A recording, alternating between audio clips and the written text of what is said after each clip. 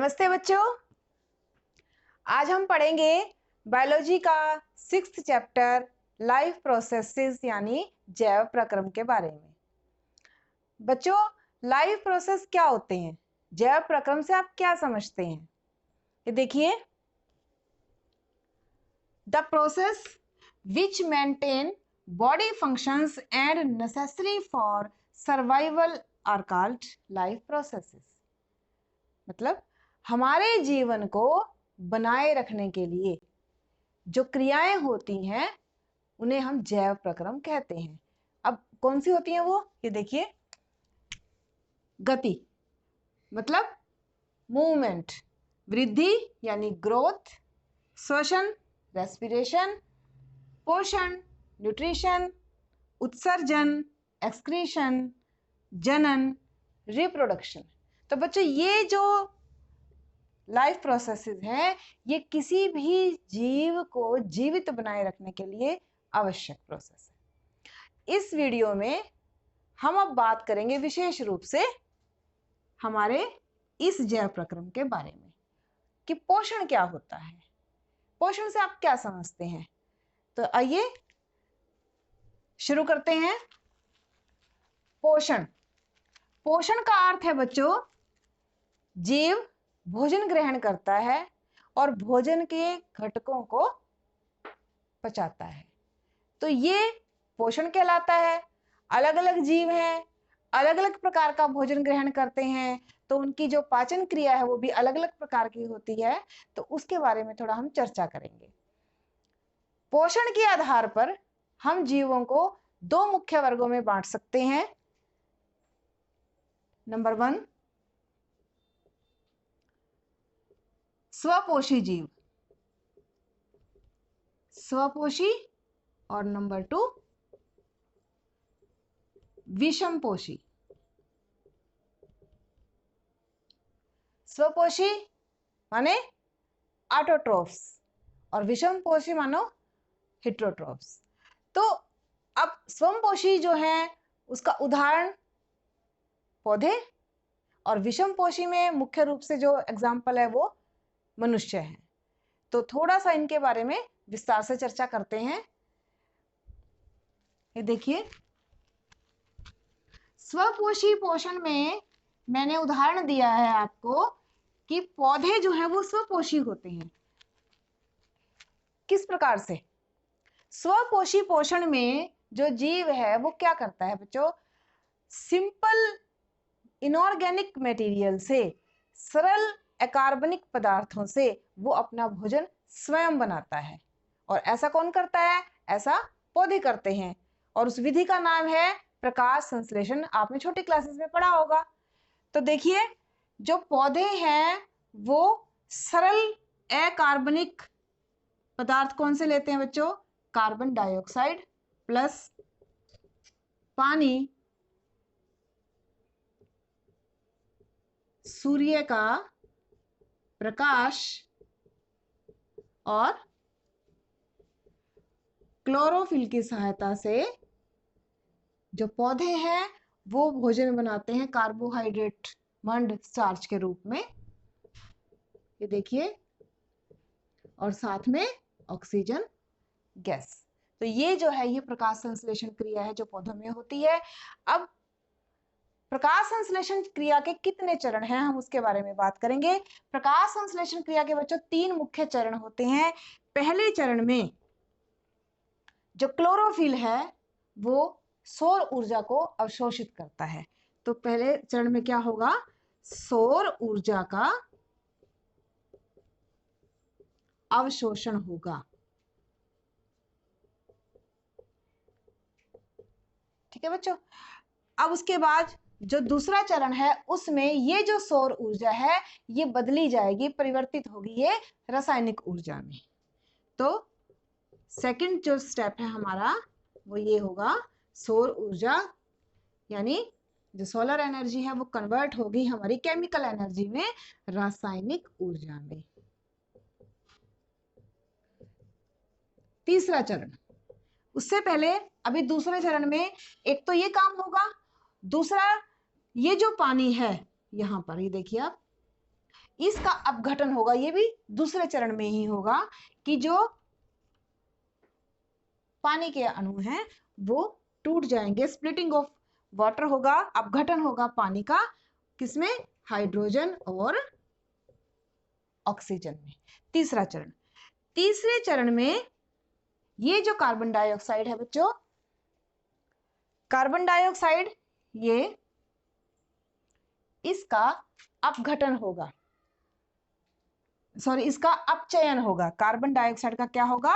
अपचयन। अब अपचयन और उपचयन के बारे में हमने पहले लेसन में पढ़ा था। अपचयन क्या है? अपचयन के बारे में हमने ये पढ़ा था कि यदि किसी तत्व के परमाणु को हाइड्रोजन मिलती है या ऑक्सीजन निकलती है उसके पास से, उसे ऑक्सीजन की हानि होती है, हाइड्रोजन का लाभ होता है, तो हम ये कहेंगे कि उसका अपचयन हुआ। यहां देखिए आप, कार्बन डाइऑक्साइड में कार्बन है और ऑक्सीजन है, और बनने के बाद ये देखिए आप, ये बन गया हमारा C6H12O6, हमारा कार्बोहाइड्रेट, भोजन। तो इसमें यदि हम ध्यान से देखें तो हाइड्रोजन जो है, ये देखिए, ये ऐड हो गई। तो हम ये कहेंगे कि जो हमारा थर्ड स्टेप है वहां पर क्या होगा? कार्बन डाइऑक्साइड का अपचयन होगा। इसे हम कहते हैं रिडक्शन ऑफ कार्बन डाइऑक्साइड। तो बच्चों ये तीन मेन स्टेप हैं हमारे प्रकाश संश्लेषण के। अब आगे चलते हैं हम। प्रकाश संश्लेषण क्रिया के द्वारा पौधे अपना भोजन बनाते हैं, ये तो हमें पता चल गया। लेकिन ये जो क्रिया है ये पौधों के किस भाग में होती है विशेष रूप से? ये भी हम छोटे क्लासेस में पढ़ चुके हैं। ये देखिए आप, जो पत्ते होते हैं हमारे पौधों के, ये कोई पौधा है, कोई प्लांट है, कोई वृक्ष है, और यहां से ये देखिए आप, इस प्रकार से यदि ये पत्ते को मैंने ऊर्ध्वाधर उसकी कटिंग की है इस प्रकार से, यहां से यदि मैं इसका ये जो हिस्सा है, ये जो पोर्शन है, इसको यदि मैं माइक्रोस्कोप में देखूंगी तो यहाँ पे मुझे क्या दिखाई देगा बच्चों? ये देखिए, सबसे पहले तो ये इसकी ऊपर वाली परत, जो पत्ते की ऊपर वाली परत होती है, मोमी परत, और उसके बाद ये नीचे वाली इसके सबसे ऊपर वाली सतह के साथ में जो परत है, इसे हम क्या कहते हैं? ये है सबसे ऊपर वाली परत का नाम, पहले तो ये है बच्चों क्यूटिकल, क्यूटिकल। और ये नीचे जो है इसके, ये है हमारा एपिडर्मिस। इसका क्या नाम है? एपिडर्मिस। ये ऊपर वाली परत है तो इसको हम अपर एपिडर्मिस भी कह सकते हैं, ऊपरी परत। उसके बाद अब यहां है, ये है बच्चों पादप कोशिकाएं। अपर एपिडर्मिस के नीचे पादप कोशिकाएं, इस प्रकार की व्यवस्था होती है पत्ते में। और यहां ये देखिए, ये जो मैंने बनाया है ये है क्लोरोप्लास्ट। अब क्लोरोप्लास्ट के अंदर क्या होगा? क्लोरोफिल होगा। क्लोरोप्लास्ट के अंदर क्लोरोफिल होगा, और क्लोरोफिल जो है वो प्रकाश संश्लेषण क्रिया में सहायता करता है, इस पूरे प्रक्रम में सहायता करता है। तो ये पौधों में पाया जाने वाला वो हरा वर्णक है जिसकी सहायता से प्रकाश संश्लेषण क्रिया पौधों के पत्तों में होती है। और बच्चों ये पत्ते के निचली सतह पर होते हैं। जो पत्तों के निचली सतह है जहां पर क्लोरोप्लास्ट होता है, वहां पर रंध्र होते हैं, रक्षक कोशिकाएं होती हैं, गार्ड सेल, और वहां पर गैसों का आदान प्रदान भी उन्हीं रंध्रों के द्वारा होता है, और वाष्पोत्सर्जन भी उन्हीं रंध्रों के द्वारा होता है। तो ये था स्वपोषी पोषण में प्रकाश संश्लेषण विधि के बारे में। अब हम बात करते हैं बच्चों विषम पोषण के बारे में। विषम पोषण, विषम पोषण में जो जीव है वो अपना भोजन अन्य जीवों से प्राप्त करता है, अन्य पौधों से प्राप्त करता है। विषम पोषण, विषम पोषण में हम इसको मुख्य रूप से 3 भागों में बांट सकते हैं। जो जीव अपना भोजन मृत जीवों से लेते हैं उन्हें हम कहेंगे मृत जीवी। जैसे कुछ बैक्टीरिया, जीवाणु या कवक, फंजाई। दूसरा है बच्चों परजीवी। परजीवी वो जीव होते हैं जो अपना भोजन अन्य जीवों से ग्रहण करते हैं बिना उन्हें मारे। इसका उदाहरण है बच्चों जैसे कि अमरबेल, और जैसे कि मच्छर है, वो जब हमें काटता है तो अपना फूड यानी कि ब्लड ले लेता है विदाउट किलिंग द ऑर्गेनिज्म, तो ये परजीवी है। और तीसरा है परपोषी, होलोजोइक भी इसको बोलते हैं, जिसमें जीव अपना भोजन तरल या ठोस रूप में ग्रहण करता है और फिर एक पूरी क्रिया के द्वारा, पाचन क्रिया के द्वारा उस भोजन को पचाता है, जिसके कई भाग होते हैं। अंतर्ग्रहण है, और उसके बाद उसका पाचन है, अवशोषण है, स्वांगीकरण है, और वो सब चीजें उसमें आती हैं। तो मुख्य रूप से जो मैं बताना चाहती हूँ वो ये है कि विषम पोषण में जीव अपना भोजन अन्य जीवों से लेता है।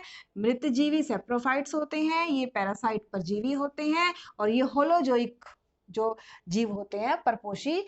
इसमें मुख्य जो उदाहरण है वो मैं लेती हूँ यहाँ पे मनुष्य जो जटिल जीव है उसका, और जो सरल जीव एक कोशिकीय जीव है वो है अमीबा का। अमीबा की कोशिका एक ही होती है, कोई विशेष रूप से पाचन तंत्र उसमें नहीं होता है, और उसकी कोशिका का आकार भी निश्चित नहीं होता है। जैसे ही कोई खाद्य पदार्थ उसके आसपास आता है तो ये उसे चारों तरफ से घेर के पादाप प्रवर्ध विकसित करके उसे उस खाद्य पदार्थ को का अंतर्ग्रहण कर लेता है, अंदर ले लेता है। अंदर जो है वो खाद्य रिक्तिका होती है अमीबा में, और उसमें पाचक रस होते हैं। उन पाचक रसों के द्वारा उस भोजन को पचा दिया जाता है, और जो अपशिष्ट पदार्थ है वो पुनः बाहर उत्सर्जित कर दिया जाता है। तो ये सिंपल सी पाचन क्रिया होती है एक कोशिकीय जीव अमीबा में। तो बच्चों आज की वीडियो में इतना ही। आगे हम पढ़ेंगे कि मनुष्यों में पाचन क्रिया जो है वो किस प्रकार से होती है। तो चैनल को सब्सक्राइब करना ना भूलिएगा यदि आपने अब तक नहीं किया है तो, और देखते रहिए इसी प्रकार की एजुकेशनल वीडियोस। Thank you.